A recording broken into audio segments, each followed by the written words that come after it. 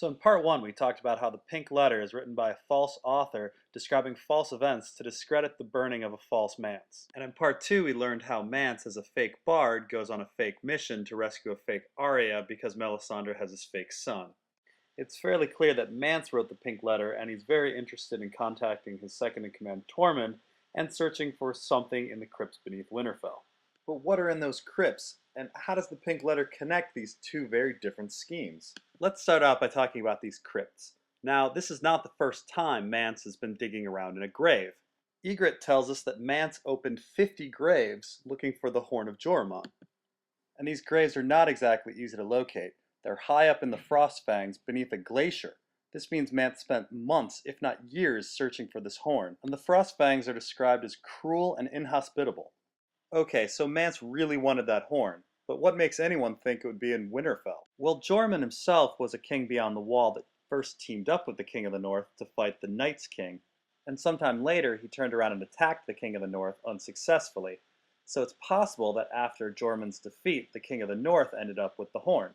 And since Starks are buried in the crypts beneath Winterfell, it stands to reason that the horn might be down there. And it seems Jon's subconscious has come to the same conclusion. In A Storm of Swords, he has a dream about the crypts, only to awaken thinking about the horn. But why would Mance still want the horn? Doesn't the horn bring down the wall? And without the wall, who will stop the others? Mance's wife even asked this question point blank to him, and in response, Mance calls his wife wise. Except in the Joramun legend, the wall doesn't come down when he blows the horn. Joramun awakens giants. This fact is mentioned 6 different times in 3 different books, so I imagine it's important. And Tormund later tells us that all of those graves that Mance was searching in were giant graves. This idea that the horn brings down the wall seems to come from Mance and the Wildlings, perhaps as a unifying myth. The Night's Watch's leadership seems completely unaware of it before Mance's arrival. And it's these guys' job to know about threats to the wall.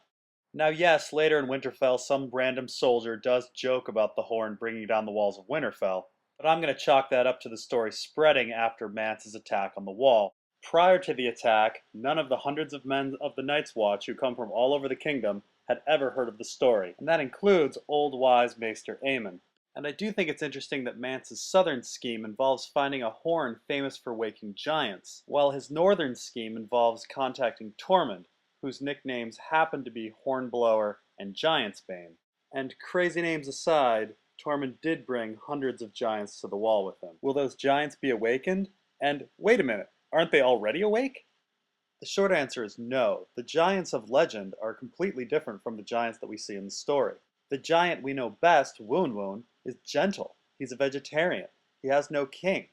And he has hundreds of relatives. The giants of legend are savage. They mix blood with their porridge. They have a king, and there's only one of them left. The giants of legend sound a lot like greenseers. After all, the three-eyed crow is called the last greenseer. And Bran, while underground visiting the three-eyed crow, ends up eating a bowl of paste that seems like blood. Then while wandering, he finds a room filled with sleeping greenseers.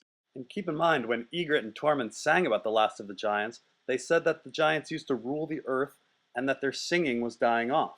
Even our dim protagonist Jon recognized there was something weird about the song. Jon protests that there are hundreds of giants remaining, but he should have also protested the fact that it wasn't giants that used to rule the world, it was children of the forest, and they happen to call themselves singers. So giants equals greenseers, whoop-de-fucking-do. What can they do? They're all stuck in a cave. Except we know that greenseers can warg into other animals, such as direwolves, or, most importantly, giant-like creatures like Hodor. And Tormund brought hundreds of giant-like creatures to the wall, namely giants. Is Tormund aligned with the greenseers? Well, by his own admission, he is. Besides the names Hornblower and Giantsbane, he's also called Speaker to Gods. He's also called the Mead King of Ruddy Hall, and the only ruddy environment I know of are the ruddy caverns of the Greenseers. But also, Tormund has a particularly interesting story about how he got the name Giantsbane. Tormund said his name should actually be Giant's Babe. Tormund claims that he went into a cave to avoid the cold, only to end up suckling on a giant's breast for 3 months. He even says he misses the taste of giant's milk. Now, Bran happens to find weirwood paste intoxicating like a mother's kiss, and he weirdly describes the three-eyed crow as a child in his mother's arms the first time he sees him. And the three-eyed crow won't shut up about breastfeeding. The point of all of this is that Tormund's names might actually be true. He may actually be a giant's babe and a speaker to gods. So it turns out in the end these two different schemes are actually very much linked. By contacting Tormund, Mance brings the giants to the wall, and by finding the Horn of Winter, Mance awakens the giants. And the Pink Letter? It simultaneously rallies the wildlings while creating chaos at Castle Black. If there were ever a time for Tormund to try to take Castle Black, it would be then. Meanwhile, if Mance blows the Horn of Winter at the same time as he sends the Pink Letter, the giants should be able to take Eastwatch by the Sea at the same time as the wildlings take Castle Black. And there is some indication that this has happened, as Woon Woon goes completely nuts at the same time as the Pink Letter. While we are led to believe that Woon Woon is defending Val against Sir Patrick, the events actually don't make sense if you think about it. The Queen's men are in crisis mode, so their main priority is to protect Shireen.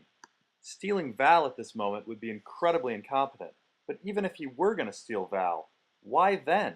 Why not wait until the wildlings all leave? And Woon Woon seems to have random slashes on his arms and belly. Had Sir Patrick attacked Woon Woon, wouldn't there be deep stabs on his lower body? Those haphazard slashes make it look like Woon Woon attacked Sir Patrick first, and Sir Patrick panicked. Quite fitting to the whole situation, Jon thinks the best way to control it is with a horn. So in conclusion, Mance wrote the Pink Letter as part of his two schemes to contact Tormund and search the crypts of Winterfell. He hoped to rally the wildlings and awaken giants with the Horn of Winter. And this is all for the purpose of attacking the Wall and the North. And that's all I have, though I'd like to say that I'm probably wrong about half of this stuff. That's what's great about A Song of Ice and Fire. It keeps us constantly guessing. I hope this video has opened your mind to new possibilities. And most of all, I hope it's been fun. And if you need more to think about, who poisoned the honeyed locusts?